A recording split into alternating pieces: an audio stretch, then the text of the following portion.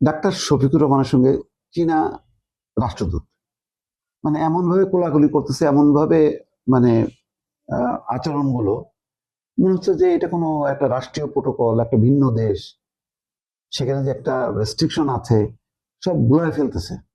মনে হচ্ছে যেন মানে দলীয় কর্মী বা নেতা, মানে জামাতের নির্দেশে চলতেছে তারা, অথবা চীনের মানে অধীনে জামাত ইসলাম, এমন একটা ভাব। কিন্তু এখানে আদর্শগতভাবে কোনো মিল আছে? জামাত ইসলাম খোদা তাআলা বিশ্বাস করে, চীন খোদা তাআলা বিশ্বাসই করে না। কিন্তু এমন মাখামাখি মনে হচ্ছে যেন একটা বিশাল ব্যাপার, মানে চীন আর জামাত ইসলাম এক।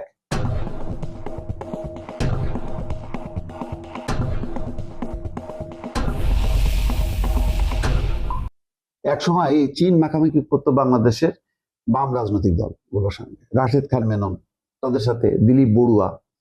এখন সেখান থেকে উল্টায় যে এখন তারা জামাতের সাথে মাখামাখি করছে। আর জামাতও কেন এদেরকে নিয়ে এই কর্মকাণ্ডগুলো করতেছে, কেন বলতেছি, নিশ্চয়ই আমার এই বক্তব্য জামাতের নেতাকর্মীরা, সমর্থক, শুভাকাঙ্ক্ষীরা শুনে আহত হচ্ছেন, বলতেছেন যে আমি আবারও বোধহয় একটা কথা বলছি। দেখেন, আজকে ঈদ উপহার নিয়ে বিভ্রান্তির ব্যাখ্যা দিল চীনা দূতাবাস। কেন ব্যাখ্যা দিতে হবে? কেন? তাহলে ব্যাখ্যা দেওয়ার মতন একটা পরিস্থিতি তৈরি হয়েছে। কি সেটা? খবরটা শোনেন।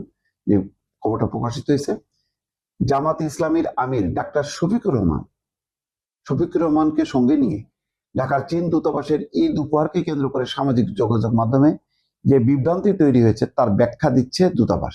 মঙ্গলবার রাতে চীনা দূতাবাসের ফেসবুকে এক পোস্টে বলা হচ্ছে, চীনা রাষ্ট্রদূতের একটি দাতব্য অনুষ্ঠান নিয়ে সামাজিক যোগাযোগ মাধ্যমে প্রকাশিত কিছু তথ্য সত্যের সঙ্গে সামঞ্জস্যপূর্ণ নয়।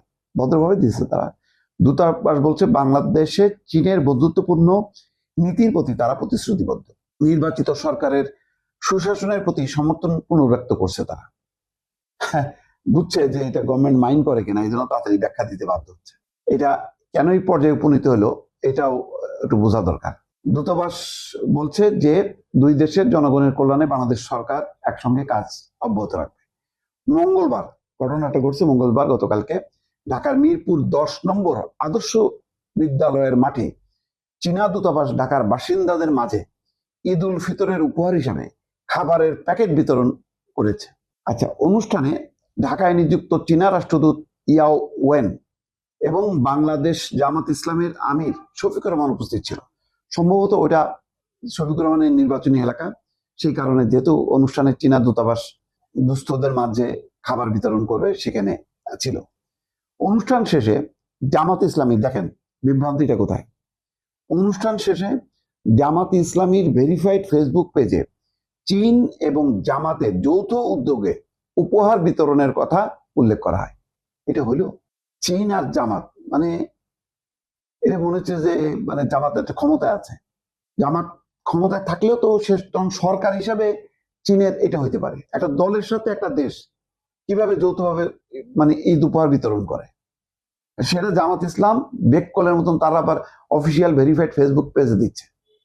কাণ্ডজ্ঞান দেখেন। যদিও ঈদ উপহার হিসেবে খাবারের প্যাকেট বিতরণের আয়োজন যৌথ ছিল না, চীন বলতেছে এটা যৌথ ছিল না, এটি চীনা দূতাবাসের একক আয়োজন ছিল। আর এখানেই বাধে বিভ্রান্তি। এদিন রাতে চীনা দূতাবাস ঈদ উপহার বিতরণ নিয়ে ফেসবুকে একটা পোস্ট করে। সেই পোস্টের কোথাও যৌথ শব্দের উল্লেখ নেই, বরং এটি যে চীনের একক আয়োজন সেটি তুলে ধরেছে। চীন ফকির নাকি যে ওই আচ্ছা জামাত ইসলাম আপনারা 1 লাখ টাকা দেন, আমরা 1 লাখ টাকা দিয়ে আসেন, আমরা যৌথভাবে দিই, এটা করবে কোনোদিন? কিন্তু জামাত লিখতেছে তার অফিসিয়াল ফেসবুকে যৌথভাবে, মানে ঠিক তাদের অনুষ্ঠান, লোকাল এমপি হিসাবে জামাতের শফিকুর রহমান থাকতে পারেন, সেটা হইতে পারে, কিন্তু ওইটা একেবারে ক্যাপচার করে নিয়ে নিল এই অনুষ্ঠানটা জামাত ইসলাম। আমি তো বুঝলাম না। এরই মধ্যে সামাজিক যোগাযোগ মাধ্যমে চীনের সঙ্গে জামাতকে নিয়ে নানা সমালোচনা শুরু হয়। তার পরিপ্রেক্ষিতে ঢাকার চীনা দূতাবাস একটি পোস্টের মাধ্যমে তাদের অবস্থান ব্যাখ্যা করেন। চীনা দূতাবাস ব্যাখ্যার পর জামাতের পক্ষ থেকে পোস্টটি সংশোধন করা হয়।